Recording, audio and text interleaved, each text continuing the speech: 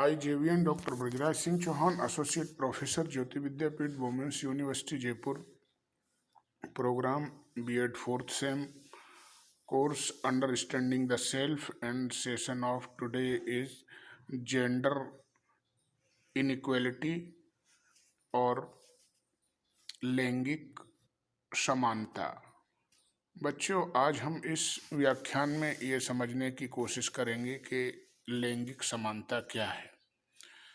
और जैसा कि हम जानते हैं, समानता शब्द से समानता एक सुंदर और सुरक्षित समाज की नींव है जिस पर पूरे राष्ट्र की विकास रूपी इमारत बनाई जा सकती है। लैंगिक समानता से आशय ये है कि ऐसा नहीं है कि किसी राष्ट्र में सभी व्यक्ति एक ही लैंगिक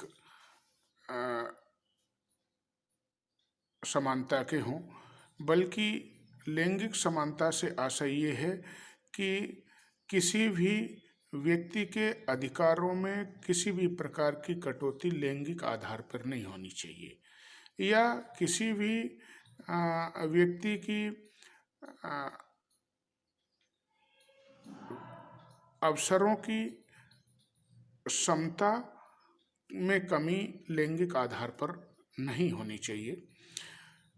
रोजगार के अवसरों में समानता हो, लोगों के अधिकारों में समानता हो, इसको हम लैंगिक समानता कहते हैं।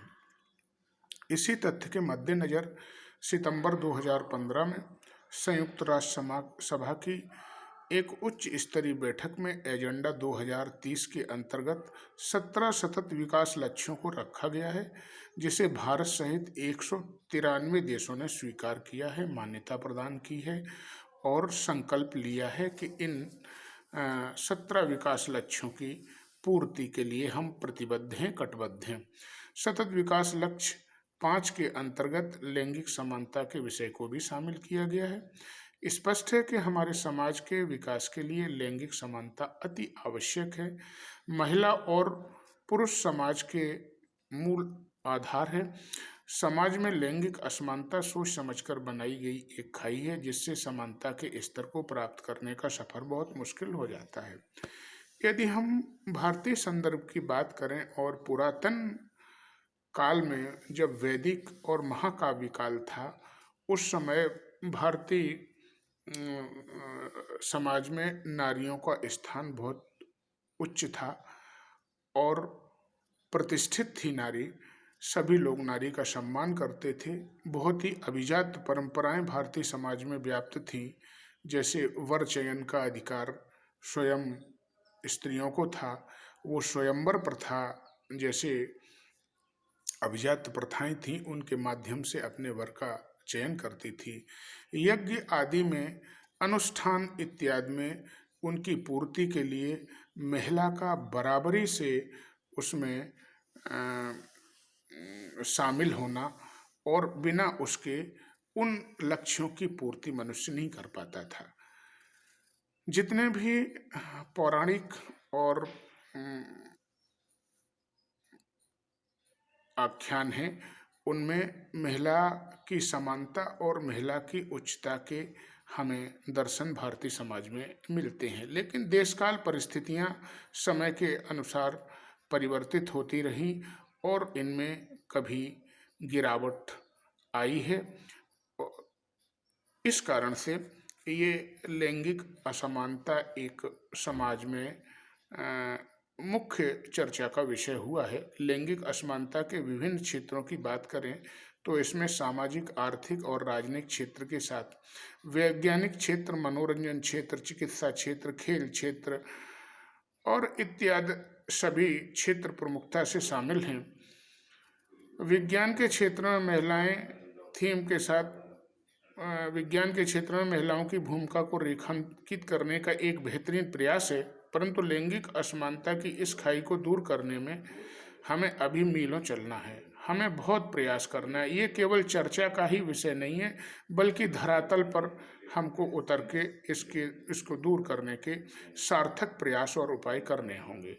लैंगिक असमानता से तात्पर्य है कि महिलाओं के साथ में भेदभाव लिंग के आधार पर परंपरागत रूप से समाज में महिलाओं को कमजोर वर्ग के रूप में माना गया है, समझा गया है। घर में, समाज में, दोनों जगहों पर शोषण और अपमान के बहुत सारे उदाहरण हमारे सामने आते रहते हैं, जिससे महिलाएं भेदभाव से पीड़ित हैं। महिलाओं के खिलाफ भेदभाव दुनिया के प्रत्येक देश में, प्रत्येक समाज में होता आ रहा है और आज भी वो दिखाई दे रहा है। विश्व लैंगिक अंतराल सूचकांक 2020 में भारत 153 देशों में 112वें स्थान पर आता है। इससे साफ तौर पर यह अंदाजा लगाया जा सकता है कि हमारे देश में लैंगिक भेदभाव की जड़ें कितनी मजबूत हैं। लैंगिक असमानता किन किन क्षेत्रों में व्याप्त है, वो निम्नांकित हैं। सबसे पहले सामाजिक क्षेत्र। भारतीय समाज में प्रायः महिलाओं को घरेलू कार्य के ही अनुकूल माना गया है। ऐसा माना जाता है कि उनका कार्य क्षेत्र घर की चार दीवारी के भीतर है और उनको घरेलू कार्य, बच्चे पैदा करना, उनका पालन करना, पोषण करना, भोजन की व्यवस्था करना, अक्सर इन्हीं कार्यों में उनकी भूमिका को केवल देखा जाता है। महिलाओं के मुद्दों से संबंधित विभिन्न सामाजिक संगठनों में भी महिलाओं की संख्या अभी बहुत न्यून है। लैंगिक असमानता के उदाहरण के रूप में हम इस बात को समझ सकते हैं। आर्थिक क्षेत्र में भी महिला और पुरुष के पारिश्रमिक में अंतर है। जहाँ पर पुरुषों का पारिश्रमिक अधिक है, वहीं महिलाओं का पारिश्रमिक और वेतन के रूप में उनको दोयम दर्जे का माना गया है। राजनीतिक क्षेत्र में भी आप देख सकते हैं कि पॉलिटिक्स में पुरुषों की तुलना में महिलाओं की संख्या काफ़ी कम है।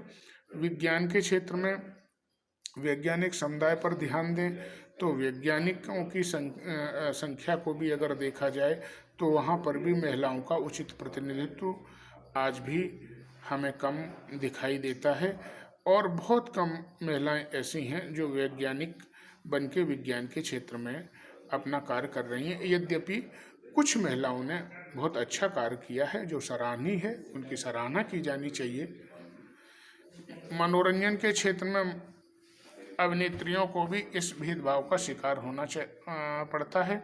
अक्सर फिल्मों में अभिनेत्रियों को मुख्य किरदार नहीं समझा जाता, उन्हें पारिश्रमिक भी अभिनेताओं की तुलना में कम मिलता है। खेल के क्षेत्र में भी खिलाड़ियों में भी महिलाओं की संख्या पुरुषों के बनिस्बत कम है। इसके मुख्य कारण हैं सामाजिक, आर्थिक और राजनीतिक प्रगति के बावजूद भी वर्तमान भारतीय समाज पितृसत्तात्मक मानसिकता को जटिल रूप में व्याप्त है। इस कारण महिलाओं को आज भी एक जिम्मेदारी समझा जाता है। सामाजिक और पारिवारिक रूढ़ियों के कारण विकास के कम अवसर मिलते हैं, जिससे कि उनके व्यक्तित्व का पूर्ण विकास नहीं हो पाता है। भारत में आज भी व्यवहारिक स्तर पर पारिवारिक संपत्ति में महिलाओं का अधिकार प्रचलन में नहीं है। यद्यपि कानून व्यवस्था ने, सुप्रीम कोर्ट ने उनको बराबरी का हक दिया है, लेकिन सामाजिक स्तर पर हम देखें उनको कानूनी अधिकार भले ही मिल गया है, लेकिन समाज ने आज भी उनको संपत्ति में बराबरी का हिस्सा नहीं दिया गया है। आप देख सकते हैं प्रत्येक समाज में शादी के उपरांत बच्चियां अपने पति के घर चली जाती हैं और फिर पिता की संपत्ति में उनको कोई भी हिस्सा नहीं दिया जाता है। तो समाज में अभी कानूनी अधिकार जो प्राप्त हैं, अभी समाज ने उनको स्वीकार नहीं किया है। इस दिशा में लोगों को आगे बढ़ के उनको स्वीकारता प्रदान करनी चाहिए और महिलाओं को बराबरी का अधिकार सामाजिक रूप से दिया जाना चाहिए। यद्यपि तमाम कानून इसके हित में बनाए जा चुके हैं, लेकिन कानून का पालन सामाजिक स्तर पर अभी भी हुआ नहीं है। महिलाओं को रोजगार की अंडर रिपोर्टिंग की जाती है, अर्थात महिलाओं द्वारा परिवार के खेतों और उद्यमों पर कार्य करने तथा घरों के भीतर किए गए अवैतनिक कार्यों को सकल घरेलू उत्पाद में अभी भी नहीं जोड़ा जाता है। शैक्षिक कारक जैसे मानकों पर महिलाओं की स्थिति पुरुषों की अपेक्षा कमजोर है। हालांकि लड़कियों के शैक्षिक नामांकन में पिछले 2 दशकों में वृद्धि हुई है और माध्यमिक शिक्षा तथा लैंगिक समानता की स्थिति प्राप्त हो रही है, लेकिन अभी भी उच्च शिक्षा तथा व्यावसायिक शिक्षा के क्षेत्रों में महिलाओं का नामांकन पुरुषों की तुलना में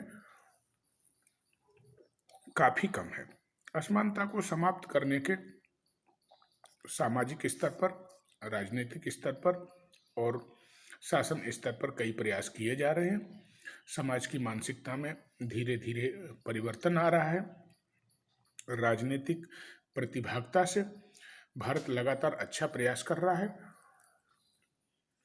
परिणाम स्वरूप वैश्विक लैंगिक अंतराल सूचकांक 2020 की राजनीतिक सशक्तिकरण और भागीदारी मानक पर अन्य बिंदुओं की अपेक्षा भारत को 18वां स्थान प्राप्त हुआ है। मंत्रिमंडल में भी महिलाओं की भागीदारी पहले से बढ़कर अधिक हो गई है। इसमें भारत का स्थान विश्व में 69वां स्थान है।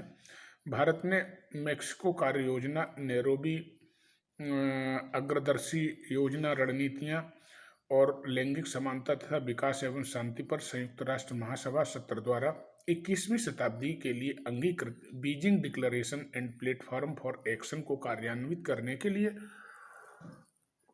और कार्रवाइयाँ एवं पहले जैसी लैंगिक असमानता को वैश्विक पहलुओं की पुष्टि की है। Beti Bachao Beti Padhao, one stop centre योजना, महिला सशक्तिकरण हेल्पलाइन योजना, महिला शक्ति केंद्र जैसी योजनाओं के माध्यम से महिला सशक्तिकरण का प्रयास किया जा रहा है। इन योजनाओं के क्रियान्वयन के परिणाम स्वरूप लिंगानुपात और लड़कियों के शैक्षिक नामांकन में प्रगति देखी जाती है। इसी दिशा में एक कदम हमारे संस्थान के संस्थापक आदरणीय पंकज गर्ग जी ने भी विश्वविद्यालय खोल के इस जयपुर जिले और देश के विभिन्न भागों से आने वाली बच्चियों के सशक्तिकरण, उनके उद्धार, उनकी शिक्षा के लिए बहुत ही सराहनीय प्रयास और पहल किया है।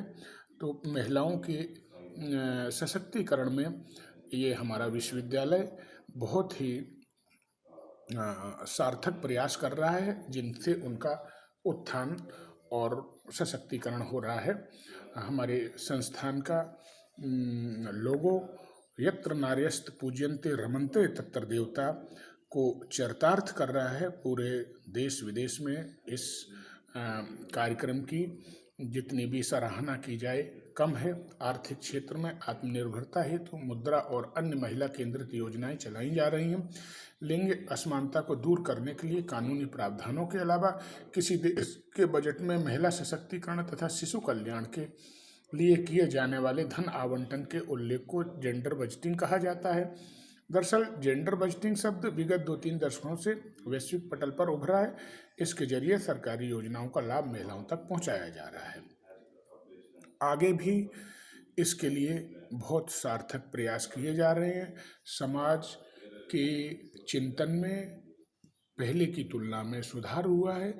लोगों में बच्चियों की शिक्षा और उनके उत्थान के लिए बहुत उत्साह है। बच्चियों को उसी तरह से जिस तरह से बच्चों को शिक्षित दीक्षित किया जा रहा है, उसी रूप में लोग बच्चियों को शैक्षिक उत्थान में लगे हुए हैं। लैंगिक समानता का सूत्र श्रम सुधारों और सामाजिक सुरक्षा कानूनों से भी जुड़ा है। फिर चाहे कामकाजी महिलाओं के लिए समान वेतन सुरक्षित करना हो या सुरक्षित नौकरी की गारंटी देना हो, मातृत्व अवकाश जो कि कानूनी सरकारी क्षेत्रों में लागू है, जिन्हें निजी और असंगठित क्षेत्र भी सख्ती से पालन कर रहे हैं। जेंडर बजटिंग और सामाजिक सुधारों के एकीकृत प्रयासों से भारत को लैंगिक असमानता के बंधनों से मुक्त किया जा सकता है। I hope you all are satisfied with this session. If you have any query, please mention in comment box. I will resolve it very soon. बच्चों, मुझे आशा है कि आपने लैंगिक असमानता क्या है और लैंगिक असमानता को किस तरह से दूर किया जा सकता है और सामाजिक चेतना में लैंगिक असमानता के प्रति किस तरह की सकारात्मक सोच का विकास हुआ है, इन सारी चीज़ों को समझने का प्रयास किया है। और यदि इसमें आपको किसी भी तरह की परेशानी हो तो आप कमेंट बॉक्स में कमेंट करके पूछ सकते हैं। धन्यवाद।